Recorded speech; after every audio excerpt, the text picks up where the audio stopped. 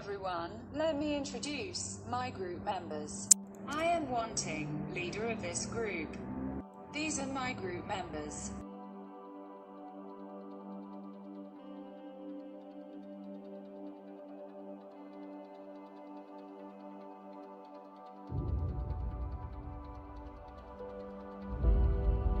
Our assignment topic is Bank Negara, Malaysia. This is based on MMU CDP Macroeconomics syllabus coverage. Let's move on to background of Bank Negara, Malaysia.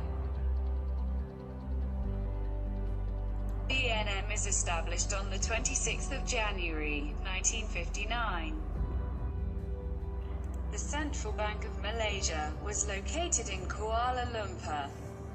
Muhammad bin Ibrahim is governor of BNM. Its main purpose is to issue currency, acts as banker and advisor to the government of Malaysia, and regulate the country's financial institutions, credit system and monetary policy. Actually, bank is active in developing financial inclusion policy and is important member of the Alliance for Financial Inclusion. The history of BNM: in year 1873, the Indian rupee was made the sole official currency in the Straits settlements, but in 1867 silver dollars were again legal tender. In year 1967, the Malaysia dollar issued by the new central bank, Bank Negara Malaysia, replaced the Malaya and British dollar at par.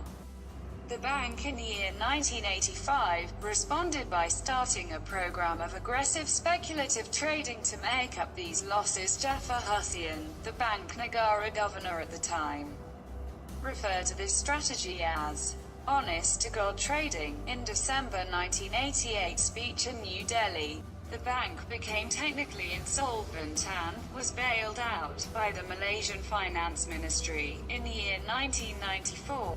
Next is monetary policy in Bank Negara Malaysia. BNM monetary policy stance is to maintain price stability while remaining supportive of growth. The Monetary Policy Committee of BNM decided to increase the overnight policy rate by 25 basis points to 3.25%. So, the economy firmly on a steady growth path, the MPC decided to normalize the degree of monetary accommodation.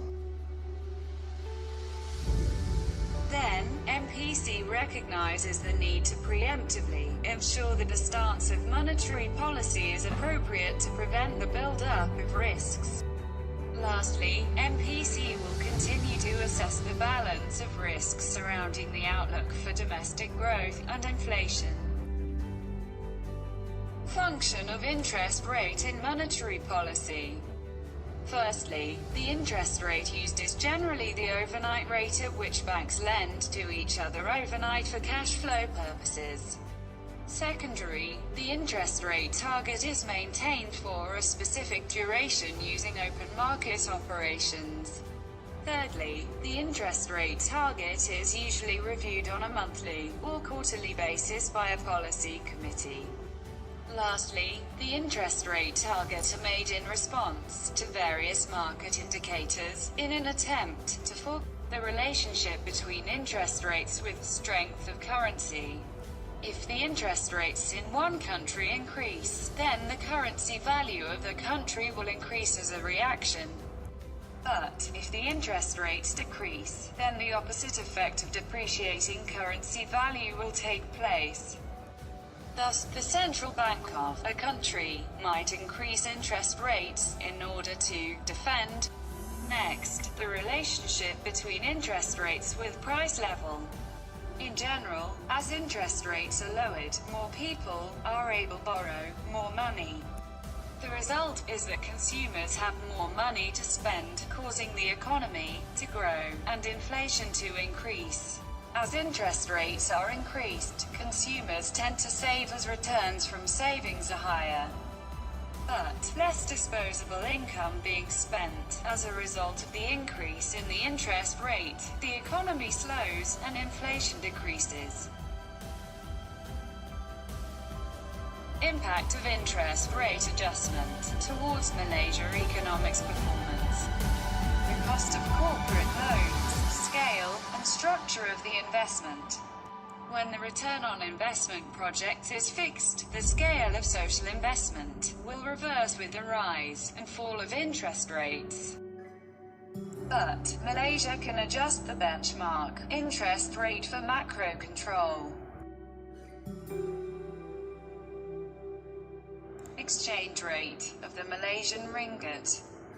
Interest rate policy affects the exchange rate by influencing the current account. When interest rates fall, credit expansion, increased money supply, stimulus for investment and consumption, higher prices, unfavorable exports and imports. The demand for foreign exchange will be increased, the exchange rate of foreign exchange will rise, and the exchange rate of local currency will drop. International market. Interest rates increase, exports will reduce, and imports will increase. Decreased demand from foreign countries and suppressed exports, decreasing exports, will affect economic growth of Malaysia and increase the unemployment rate. So, economic of Malaysia will decrease.